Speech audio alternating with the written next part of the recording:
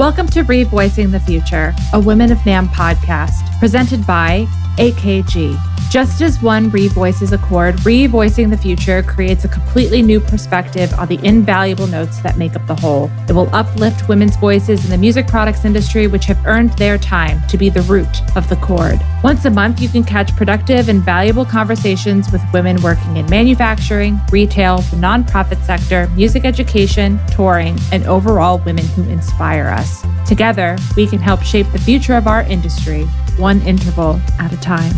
This podcast is co-produced and edited by Natalie Morrison, Stephanie Lamond, and Julia Olsen.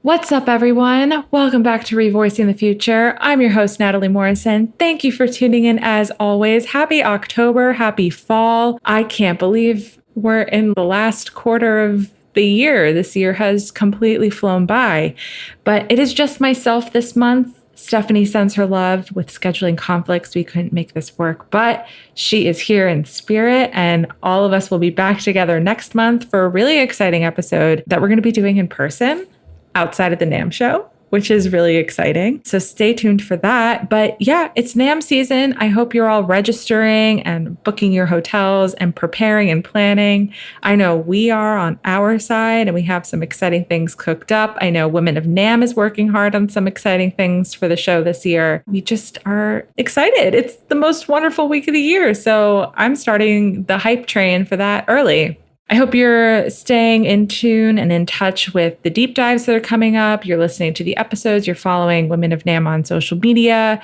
You're reading our columns in Music Inc., staying up to date on all the amazing things that we are doing.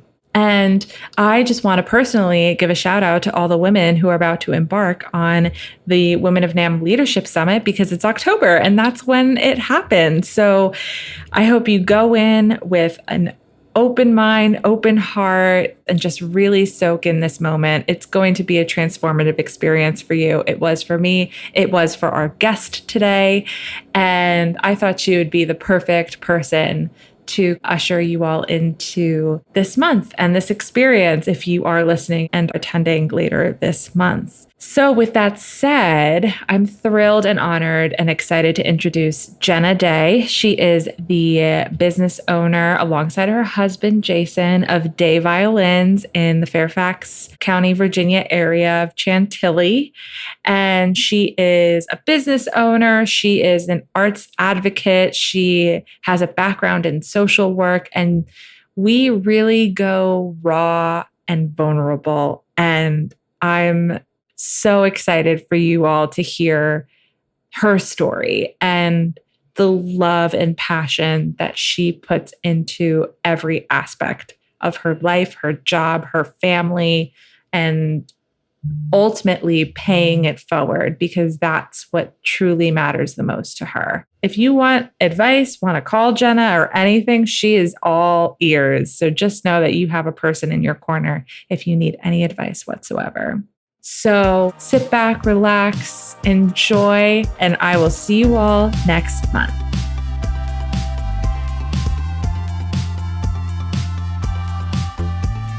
Hi, Jenna. Welcome to Revoicing the Future. I'm so excited to have you on the podcast. Thank you. I am absolutely honored and thrilled to be here. This is, wow. Thank you. You're welcome. So we are going to dive into your story and everything about music and advocacy and being a business owner. But first, I just want to start at the beginning. And what was your introduction to the arts and your journey to music? So I grew up in a very musical family. My dad played the ukulele, and I grew up with Peter, Paul, and Mary, all the 60s songs. We sang around the campfires at the family reunions. My parents harmonized, so we were always singing. We had random dance parties. My mom used to have us mop the floor in our socks and turn on 60s music. I'm pretty sure it was out of self-defense, but we put socks on and we mopped the floor and we skated around and listened to music. But I have core memories of like my aunt singing together. I mean, like music has always been a part of my life. I just grew up in a very musical family, grew up in a teeny tiny town in Eastern Oregon, but it was always part of my life. I started piano lessons with Mrs. Humphreys in her studio, and that was like a magical place in and of itself. So I've always had music in my life. It's always been a huge, huge part of my life. That's amazing. Because of the strong impact that you had in music, just with your family, did you have any idea when you were in school what you wanted to be when you grew up, and was music part of that equation? So yes and no. I actually am an artist. I do a lot of cartooning. I would do all the backdrops for the musicals. I did posters. I did the yearbook, like all of those different kind of things. So I actually was headed towards the art, but I also was a nanny for a little girl who had Down syndrome. Her name was Kendall. So I kind of veered towards the special education part of things. And so in college, I started out in graphic design, ended up in fashion design, and eventually ended up in social work. Wow. Yeah, I remember actually wanting to take flute lessons. And so I actually cleaned this lady's house in exchange for flute lessons. So I always wanted to have music as part of my life. And I don't think I knew how to make it happen. And I also didn't have the opportunities. They weren't presented to me. And that's not a bad thing because I had music in my life. I just don't think I was presented the opportunity to become like a professional musician type or go into the music industry. But I ended up in a social work setting. I actually have a degree in social work and gerontology, which is the study of the elderly. Wow. So ended up doing child protective service work and hospice. I did rape crisis for a while, and I also did foster care and adoption. So a lot of social work type stuff. Hospice is my true love, though. I love hospice. Really? I do. Wow. Yeah. So it's interesting with the hospice work too, because you can bring elements, I guess, into all of your passions into that. Oh, yeah, absolutely. So I eventually will go back into hospice. I've had some opportunities the last couple of years to be able to work in that and volunteer in that. And so that really, truly is my true love. And of course, music therapy and other things like that. Now that I have access to those things, it's a no-brainer. It'll happen for sure. That's amazing. Did you see someone was on Stephen Colbert this week talking about that they're now focusing on studying how music impacts the brain? Yes, I actually reposted it because he talks about how the dopamine effect in your brain when you're listening to music. Yes, it's amazing. Yeah. And he talks about music therapy and how they're working with neuroscientists. Yes, amazing. Amazing work that's happening. That's been happening for years and years, but it was really cool to kind of see it brought to the spotlight on like a late night show like that. Yes. Because we all know that it's impactful. Right? You're right, exactly. So you got your degree in social work, and did you meet your husband through that? Because you and your husband, you own Day Violins. So Correct. How did you get to that? So it's funny because Jason and I are in some ways so opposite. So I moved to the East Coast after I graduated from college, and I was wearing my Birkenstocks. I'm from Oregon. So I was wearing my Birkenstocks and my floral dresses, driving a Volkswagen. And when I met Jason, he was wearing silk shirts and khaki pants and driving a Mercedes, literally an old Mercedes, but still a Mercedes. So like complete opposite type of personalities. I shopped at the thrift store. He shopped at Nordstrom's. I mean, literally, we could not have been more opposite when it came to like our upbringing and just personalities. Right. However, we instantly connected. There is something about Jason that is just so amazing and so special. Oh, don't want to cry about that. He's just such a good person. And he's just a good person, and he works harder than anybody I know. Oh. He's just Jason. And I think that's what I fell in love with. And his passion for music is incredible. He started when he was 4. He's a Suzuki violin kid. Nice. And now teaches Suzuki. So he's come full circle. But his passion, when he played the violin, I was already in love with him, but him playing the violin was a game changer. It was incredible. Like I'd never heard music like that. I'd never been exposed to music like that. And just to sit and listen to him, wow. So anyway, so we met, we dated for a while, and then we ended up at Kent State. He was at Kent State University finishing up his degree. I moved out there. We got married. And then we were actually one of the last letter writers, where it was pre-email, pre-texting, pre all those things. So we're last of the love letter writers, which is so fun because we have the letters. And Anyway, eventually we ended up in Virginia, and his parents are both professional musicians. So he comes from the actual professional musical family. His dad was in the Army Strings for 30 years. His mom was a flute player. She's a Suzuki flute teacher and started the Suzuki Institute. She was one of the founders of the Suzuki Institute for flute in this area. Wow, that's awesome. Yeah, and ran it for years and was in the boards and all over the world and all the things. And he actually has two sisters that are music educators. One's a band teacher and one's an orchestra teacher. So their family is all professional musicians. I just get to be the small business owner, which is awesome too. Anyway, so when we got to this area, he was playing in orchestras, getting ready to audition. And he had been doing some auditions, and he was offered a job with Fairfax County Public Schools as an orchestra teacher. And he took it. And that was the beginning of him looking for instruments. At the time, he could not find instruments that were really good quality for his private studio students. And since he was in the public schools, he saw the quality of the instruments in the public schools, the stuff that the kids were bringing in. And it started this quest for good quality instruments. You have to understand, Jason is one of those people that is so brilliant when it comes to quality of stringed instruments. He just knows. He knows if it's fake. He knows if it's a copy. He knows if it's an old German. He knows if it's made in a factory. He knows if it's handmade. Like, he just has a gift for that. And so when he first started looking for instruments, he already had the gift. So he was picking out instruments that were amazing, fixing them himself at the time, which he now would not want to admit to. His luthier skills. We now rely on luthiers, professional luthiers in our shop. And so his private students would go back into the schools, and he literally had teachers asking him, where did you get these instruments? Where did you get these instruments? We get more for our students? Wow. And that's how we started, literally on the kitchen table, with him fixing instruments on the kitchen table with toys and toddlers and everything. I actually had my own businesses. I was a wedding coordinator at the time. And I mean, in the chaos of life, he started it at the kitchen table, and it turned into what it is today. I mean, he started renting out his instruments. Wow. And then, of course, we found suppliers later on and other things like that. As time has progressed, we became more knowledgeable about the industry. But really, it started at the kitchen table with him finding instruments that were up to his specifications for quality.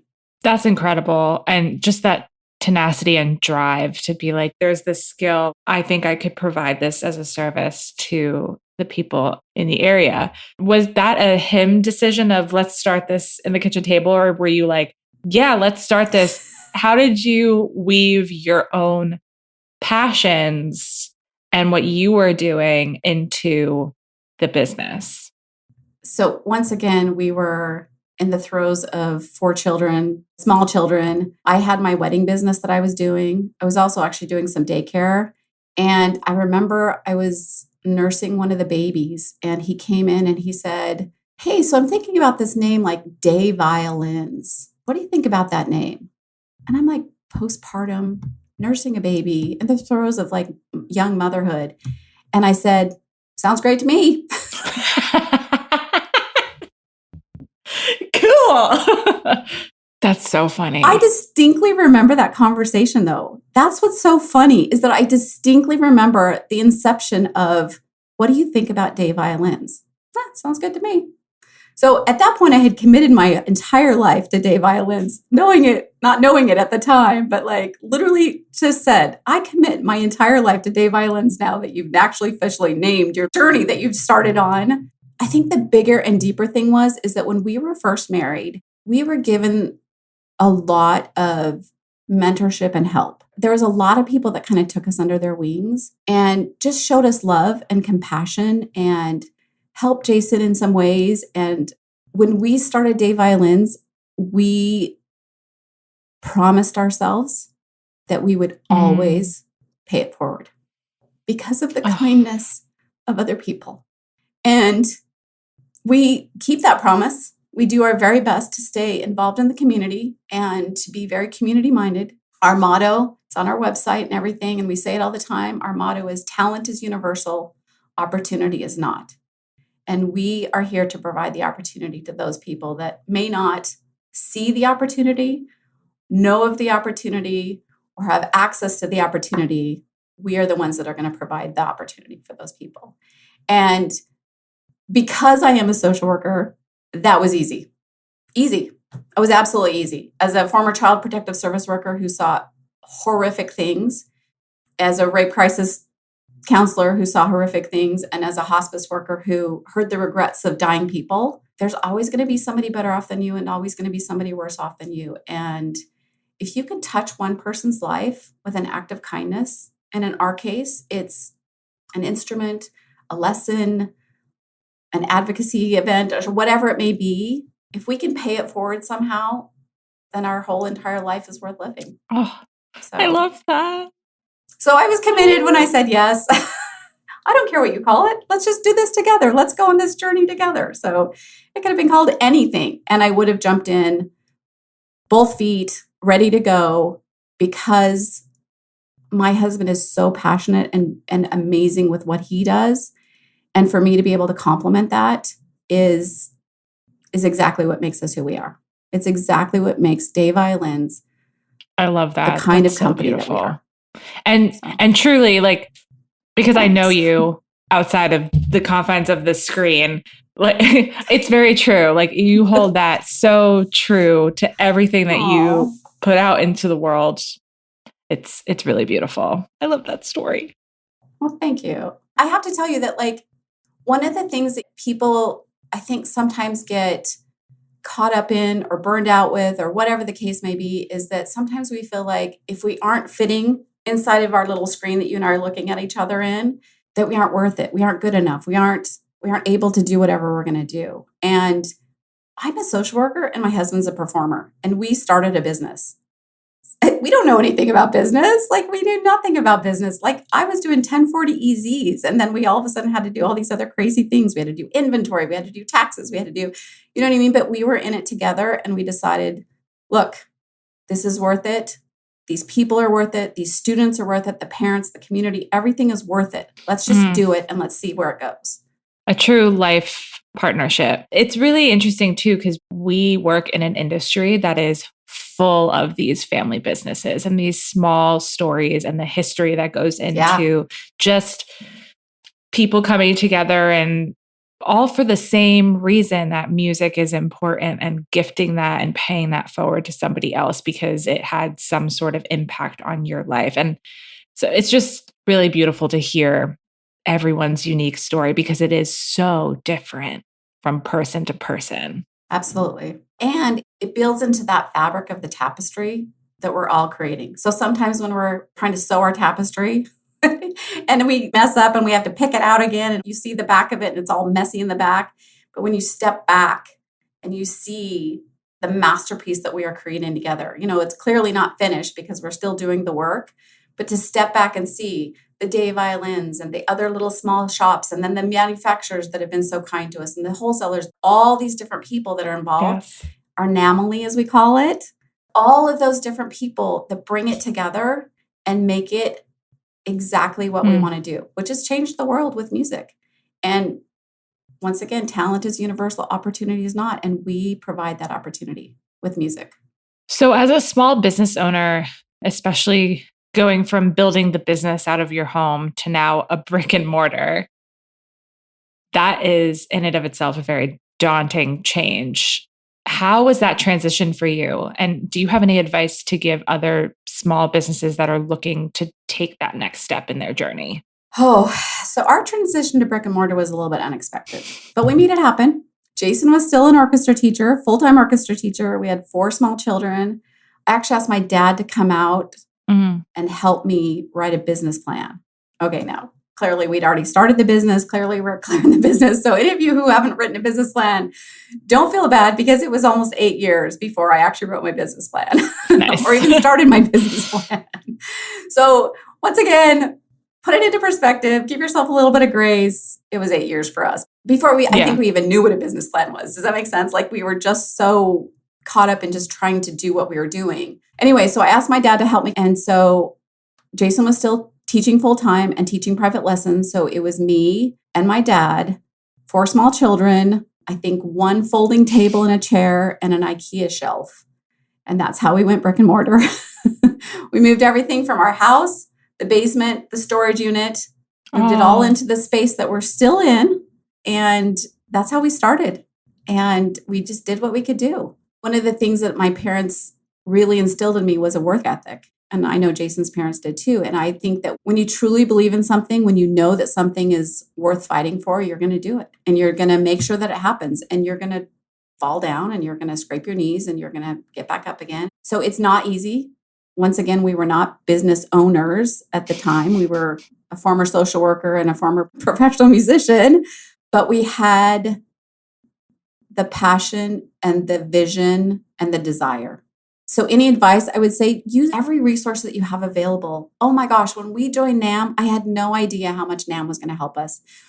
When we first joined NAM and I first started utilizing the resources, I think I called the office like 10 times that first month, because they would send us an email and I'd be like, wait, I can talk to somebody about that? Oh, wait, could you send me that article? NAM has completely changed our business lives. There are so many resources and so many amazing, and nowadays it's even better. But way back 10, 15 years ago when we first started, there wasn't access to it. And it literally changed our lives, changed our business. It just being able to have that resource. So reach out to the resources that you have. If you know another small business owner, talk to them. Like, what did you do? If you could tell your former self something, especially in the music industry, reach out to people that are in the music industry doing the same kind of things. And please, for all intents and purposes, call me. I'll talk to you. Call me personally. We'll send out my cell phone after this. Definitely reach out to people and ask the questions that you have. If I could tell my former self something, it'd be utilize the resources that you have. Yeah. That are available. And by asking, you're going to find out even more resources that are available. And it's okay to ask for help. And it's totally okay to ask for help. And it's totally okay to doubt yourself when you're asking. And it's totally okay to say, I don't even know what I'm supposed to ask. I just need to talk to you. One of the best things I ever did when we first started was I would call people up and I would say, can I do an informational interview for you? Can I talk to you about lessons? Can I talk to you about your rental program? Can I talk to you about whatever the question was or whatever the struggle I was having? I would call people up and they would talk to me about what they were doing. And I would interview 2 or 3 people. So informational interviews are definitely the way to go.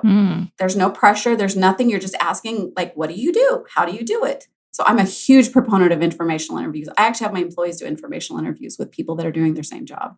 And that's why NAMYP, let's shout out to NAMYP. Woo! That's why NAMYP is so amazing, because there's mentorships for these people that are doing the exact same thing that they're doing. I'm telling you what, utilize those resources, informational interviews, the mentorship programs, all those things are exactly what you need to be doing. And you may not be perfect and nobody else is perfect, but you're going to move in a forward motion. And that's the most important thing of all. Yeah, I'm a big proponent of those informational interviews too. I did that when I was in college. When I would come out to the NAM show, I just wanted to talk to everyone. I wanted to hear their story, how they got to where they got to, what do they do on a day-to-day, because then it would help me gauge kind of where I saw myself in the industry. And yeah, you know how at NAM they do the speed networking with Gen Next? Yeah. When I did it last year, I say that to all the college kids. I'm like, you got it. Just talk to someone at a company. People are going to want to talk to you. It might feel really daunting, but we're here to help. Well, and here's the thing. I'm sitting on the other side as a business owner, but I learn just as much from them as they are hopefully learning from me. Oh, yeah. As I sit and talk to them and I'm like, oh my gosh, what you're doing is amazing. So I feel like it's not just me being the expert. It's us collaborating together on our experiences that we've had, on our lives that we've had, whether there's a shorter or longer than mine. It doesn't even matter, because my learned experience and their learned experience, and we collaborate on those things and we're all in the common thread of that tapestry and we bring it together. And so I'm like, oh, look, I'm going to put a bold color in here and I'm going to, whatever the case may be, all day long. And if you're the smartest person in the room, get out of the room, go into a different room. I was literally just about to say that. I always tell my employees that too. If you're the smartest person in the room, get out of that room and get into another room. Yeah, you're not going to grow. Nope. And if you think you're the smartest person in the room, definitely get out of that room. Oh, for sure. Oh my gosh. So I want to talk about your passion for advocacy. And I see it all over your social media and LinkedIn. You're always promoting advocacy. I know Mary Lorson had such a big impact on your advocacy journey. You've done the NAM fly-in a bunch of times. How do you incorporate your passion for social work and advocacy into your day-to-day? So I think they're one and the same. Mm, My parents always taught me that every single human being is important. And growing up in a very small town, we had a lot of migrant seasonal farm workers. And sometimes those people back when I was growing up weren't treated very well. And I remember my parents would say, every human being is important and you will always treat them with respect and kindness. And we did. My parents took us to the nursing homes and we adopted grandparents that didn't have people visiting them. So I've always been taught that other human beings are important, no matter what their circumstances are. And I really feel like, so social work is always all about giving an opportunity to someone whose circumstances are not ideal. right. That's basically what social work is. Well, advocacy is the same idea. Basically, what you're doing is you're making people aware of the unideal circumstances that other people have in order to bring a solution to the table. So really, it's all the same thing. I mean, in the end, what you want to do is make other people's lives better, Right. whether it be through a program or a situation or an experience or whatever the case may be. So I started my advocacy work in 2015. And that was the first year that I went to the fly-in. I remember getting the email and thinking, it's just down the road. Let's try it. Why not? Fairfax County Public Schools at the time were trying to cut the fourth grade strings program. I had 4 kids that were either going to be in school or whatever, and they were going to be part of the strings program. Although one of my children is now a flute player, which is fantastic. And that was the first year I went to the fly-in. And I could not remember the acronyms to save my life. We were asking that music become a core subject in the schools. All the acronyms aside, music being a core subject was so easy for me to ask for through my own lived experiences and through the passion that I had. And at the same time, I was fighting for fourth grade strings in Fairfax County. And I had a business to save. I had children to educate. And so I had a lot of skin in the game for that one too. And the very next year, when I went back to the fly-in, we thanked them for making music a core subject. Oh. And I have never been the same since. I've never been the same because I was given the opportunity to ask and I was given the opportunity to thank. And it changed my life. It absolutely changed my life. You know, true advocacy is going into the community. I go up on Capitol Hill every single year. There's a lot of people that go up on Capitol Hill. When I first walked those halls, I was blown away by the power that is in those halls, by the history, by everything that happens in those halls. But when I go back to my house and I go to my community and my home, those are the people that make those things happen up there. Those are the people that are impacted by those things. And for me to go into the community, that's true advocacy. For me to be able to have boots on the ground, as Mary Larson always says, boots on the ground, bring the solutions to the table, be a part of the table, all of those things. I live those things. And so, once again, my social worky self, for lack of a better way of saying it, really truly believes that every single person is important and every single student, adult, child, community member is worth fighting for that music program. There is nothing more important than making somebody else's life better. And music is so powerful and such an easy way to do it. And every single day I advocate for music education in some way, be it on social media, be it talking to people, an instrument petting zoo, whatever the case may be. Wearing a cutout of your cello. Wearing the cello. I mean, cello is the new black. I just want you to know. And now I have people asking to borrow the cello so that they can wear it. And at first I was like, oh, no, it's just me. And then I thought, what the heck? Let's share it. Let everybody wear the cello. At least they know where they got it. They got it from me. Yeah. So every single day I try and do something. And I always tell myself and my employees, this may be your 30th instrument petting zoo of the month, but it is their first petting zoo. It is the first time that they have ever probably touched an instrument. I want you to look in their eyes. I want you to see how they react when they first make that first sound. And I promise you'll never be the same. And I will have employees come back and be like, you're never going to believe what happened to this little kid. And the stories that they tell, because when they walk in, It's not their 30th petting zoo of the month. It's that child's first one. And they changed that child's life, whether they play baseball or football or play on stage for the rest of their lives. Whatever they decide to do, they still had an impact on that child's life, and music touched them in some way, shape, or form. Yep. That is true advocacy. Yeah. Living it. How you live your life. That's true advocacy. And I think what's really beautiful too is that, yes, you have gone to Capitol Hill. You have walked those halls. You've talked to your representatives. You've done that true core advocacy, but it doesn't just stop there. Right. Like you actually take that back to your community and you continue to spread that message. And that's really powerful. That's what we're told to do. Yeah. Well, and truly, like I've given lectures on advocacy. I've done presentations on it. I mean, I've gone all the way up the ranks of whatever the presentation hierarchy is. I've done them all. It's all on my resume. But if I'm not truly living my life and doing what I'm telling people to do, if I'm not truly going back and bringing the solutions to the table, to the school board members, to the teachers, if I'm not asking the teachers what they need, I've actually had several situations just this last month where I have unexpectedly had a teacher reach out to me because they knew I cared. They knew that I would help them. Wow. Some of them were situations in their classroom and some of them were personal situations. And they knew I would come, they knew I'd be there, and they knew that it wasn't because I was going to get a rental out of it. Because that's not why I do it. It's how I live my life. And it's a huge compliment that people can see that. I love that. That they would actually ask me. That's the best compliment you can get. Absolutely. The advocacy of living your true self, the advocacy of changing one life at a time. Talent is universal, opportunity is not, and providing the opportunities, whatever they may be. I always tell my employees this too. Yes is always the answer.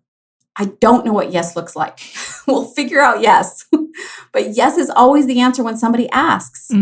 Because it may be that we can provide exactly what they need. And it may be that we can only provide the resources. And it may be that we can only give suggestions. But yes is always the answer because there's always something you can do to help another person. Always. I love that. Before we move on, were you able that year in 2015 to save that fourth grade strings program? Oh my gosh. Yes. So when they made the final decision, okay, this is months of not seeing my family. I went to every single school board meeting, and it wasn't me by myself. I had a whole group of people that helped me. And if I start to mention names, I'll forget somebody, but we sat at the school board meetings. We wrote petitions, like we did everything that we could do. It was full boots on the ground. It was full court press on those school board members to understand. We met with every single one of them. We wrote an impact statement and personally met with every single one of them, explaining the facts. That's key in advocacy. And most of them didn't know what the facts were. And it was a game changer for us to be able to present to them, if you do this, then this will happen. And a lot of them didn't know that. And I remember sitting at the last school board meeting when they made the final vote. And they voted to keep fourth grade strings. And one of the school board members looked at me and he pointed to me. And he just pointed to me. And he didn't have to say a word, but he just pointed at me and smiled.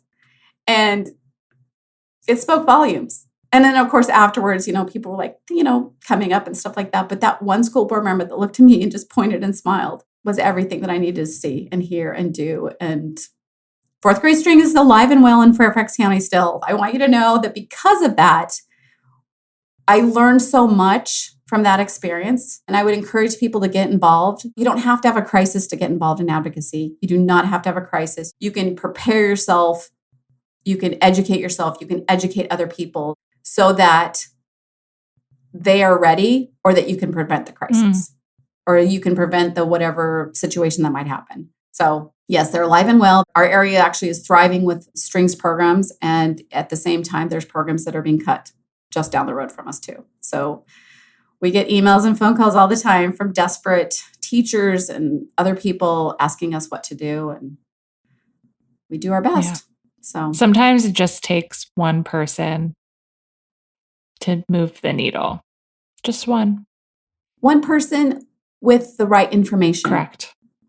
And once again, advocacy is all about facts. Yep. And while the passion and the emotions are very important, in fact, they're critical, you have to present the facts because sometimes those emotions get muddled up One of my favorite quotes is, without data, you're just another person with an opinion. Oh, yeah. I love that. Sir Ken Robinson. Okay, I'm totally stealing that one because yeah, exactly. So true.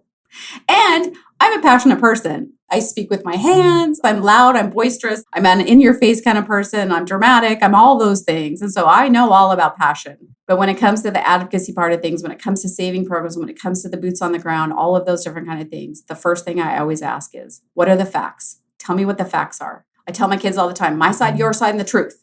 There's 3 sides to every story. Let's figure out what the truth is. And the truth may sway one side or the other. Mm-hmm. There may be truth more on one side and truth more on the other side, but my side, your side, and the truth. That's how you're going to find out the best way to advocate. I love that. I'm calling you when I need to advocate for something. You're going to give me you're going to give me such a pep talk. I'm going to need it. Girl, I will fly out wherever you are and I will help you advocate. I'll be at those school board meetings. I do know that it was funny because later on some of the school board members were like, yeah, every time you walked in, we're like, there's the redhead again. Oh no. Here she comes. It's Jenna again. They knew. Walk in like a boss. Absolutely. Walk in like you own the room. Walk in like you're going to take over the world. And I walked in like that with posters and T-shirts and whatever. I walked in the room like a boss and a confidence knowing that even if it hadn't been saved, I had done my very best. I'd given 110%. Hear, hear. So thank you, Nam, because I don't think I would have had the confidence if I hadn't done that first fly-in and been briefed and educated. And I mean, even your dad who spoke at that first one too. I remember him speaking at that first one. And just the amount of information that I learned just from that first fly-in. Like I said, I couldn't remember the acronyms that we were asking for to save my life, but I knew what I was asking for. And I had the passion to do that and the facts to back it up. So I love it. Everyone call Jenna. Yes, please do. She's going to help. Absolutely.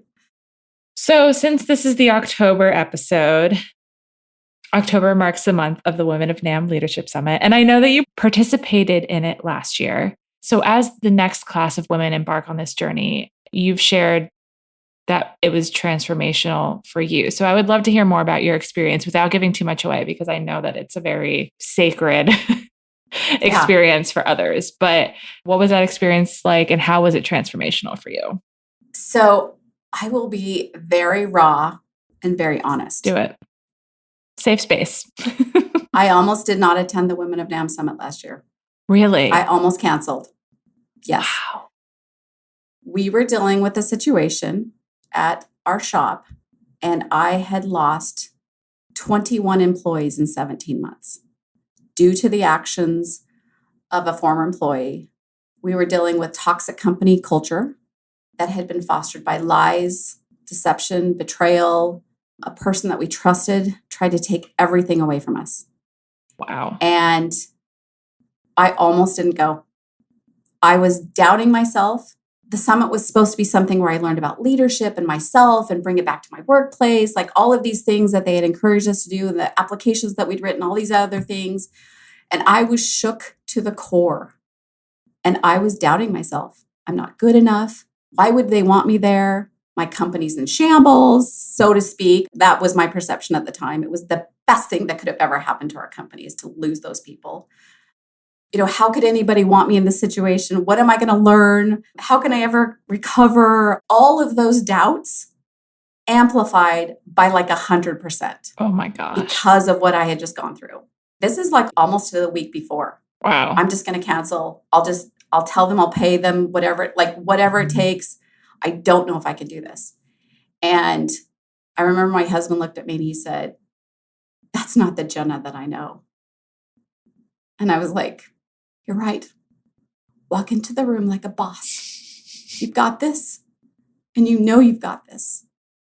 And so I went. And I remember standing right outside the airport and Fayla Davis, she texted me and she's like, hey, do you want to ride to the summit? My first friend at the summit. And she was amazing. And so if you're doubting yourself, if you think you're not good enough, if you think, what can I learn? What are they going to do? What can I change? If you don't feel like you're a leader, whatever those doubts are, you're going to go there and you're going to learn something about yourself that you were supposed to learn. I don't know what that is. I learned things about myself that I didn't think I needed to know. Mm. But because of where I was at, because I chose to go in my most vulnerable state I'd ever been in professionally, I chose to go. And like you said, it's a sacred place. It truly is a sacred place. You will go through a process that will enable you to be a better person, a better human being, a leader, a woman, a part of the music industry. You will become a better person by going to the summit. And you will meet women that will inspire you. You will not be the smartest person in the room by any means. I don't think that there are words to describe it. Mm. I really don't think that there are words to describe other than apply, if you can apply, and go if you've been accepted to go, because it will change your life. I love that. Well, first off, I'm so sorry that you had to endure that. Like, I just want to backtrack for a second and just apologize. No, Natalie, it was the best thing that could have happened to my company, because guess what? I rebuilt it with people. I was intentional with the people that I brought in the second time. And a lot of that I learned from the summit. Love that. I learned a lot of those things about being intentional from the summit because of what we talk about and do. I'm learning this every day, but sometimes the most growth happens at your most uncomfortable.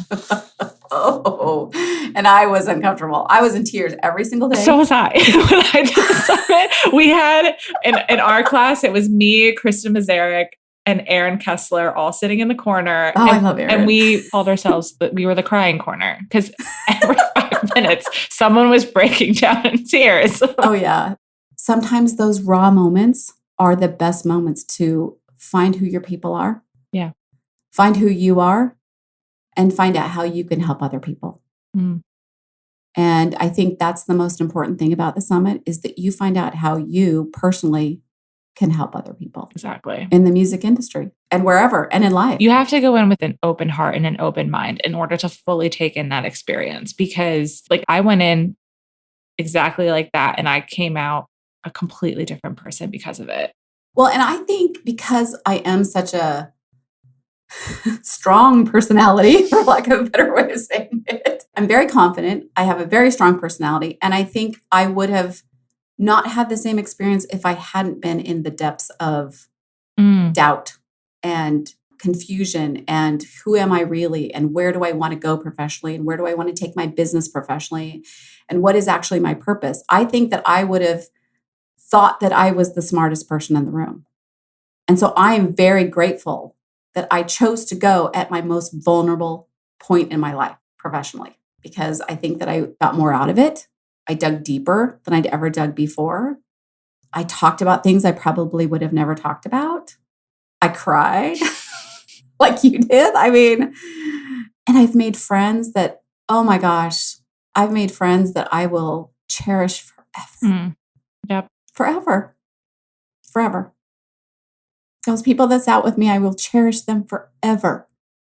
So go, apply, do it. It's the best thing you can do. Well, and on that note, one of the traits that I really admire from you is you are always championing other people, especially women and the women that you did the summit with, and just anyone who kind of walks into your life. You fully advocate for them. You're going to make me cry. You're so sweet. So as we continuously look ahead, what are your aspirations for women in our industry and your hope for the future? So let's go back to that tapestry. Okay. Let's talk about that tapestry where we've been creating this tapestry. We've been creating this masterpiece. And I really feel like women bring a different depth to this masterpiece that we're creating, this changing the world with music kind of thing. I think that we bring brightly colored yarns. I think we do the French knots. I think we do the fancy stitches. I think we are the people, while the background has been built in the industry for years, I really feel like we truly come in and be like, oh, but right here, we need a touch of red. Because in every room, there should be some red in the interior design world. I really feel like women are able to bring that added depth. We are the harmony in the music industry. We truly are the harmony, because there's a beautiful song that's been sung for years, and women have been involved for years also. But I truly believe that adding that depth of harmony is exactly what needs to happen in the music industry. And I really believe that as a mother, the first song that my children heard was sung by me. Oh. I sung them their first songs. Oh. The first voices that we hear are usually our mothers, hopefully. And I really feel like by being able to sing those songs, we don't have to be a mother to sing the songs to the other people. We can mentor those other people with our own songs. We can bring the brightly colored ribbon and the brightly colored French knots and those other things, and we can say, listen to my song. Hear my song and create your own song. Here's my ribbon. Let's do this French fancy knot together. Let's make this tapestry, just add a little bit of depth. I feel like we add the harmony to the music industry. And I feel like we add the fancy knots, the brightly colored ribbons, all of those things. Yeah. And I really, truly believe that we are able to bring the harmony through whatever instrument we want to do, through our voices, through the percussion. I mean, heck, I'm going to walk in with the cymbals. That's me. I'm the cymbal lady. And I think individually we bring all of those amazing things with us. Pick your instrument, bring your song, bring your own tune. Let's write the music together. Let's make those fancy knots on the tapestry of life. I love it. Let's bring it all together. And women are able to do that. We are the harmony in the music industry.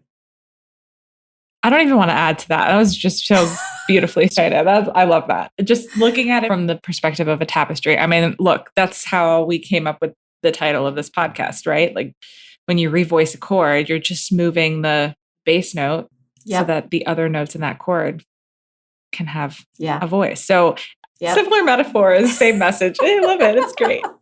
As we like to end every episode, we've kind of already touched on this, but I want to go a little deeper. Who is Jenna Day outside of work? What brings you joy? You're going to start crying again. I'm already crying. I'm already crying because it is my family. Oh. It is my family, my husband and my children. I'm the oldest of 7 children. Wow. And I love all my siblings so dearly. Ironically, I don't think I have a life outside of what is a weekend? But because I've built my life around this, I'm okay with that because I can bring joy at all times.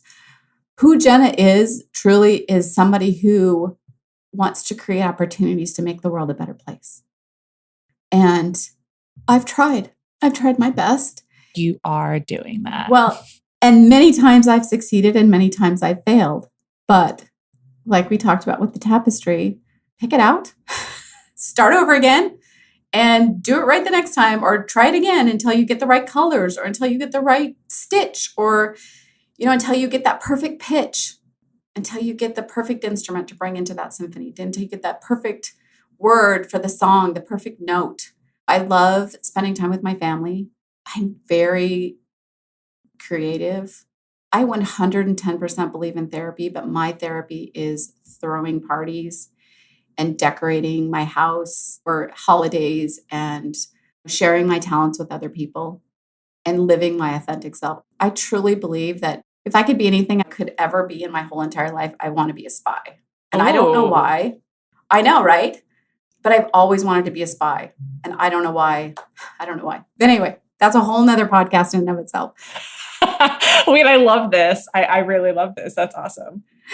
True Confessions of Jenna Day, although all my kids know that. And if I watch a movie, it's about spies or something like that, which is ironic because spies live double lives.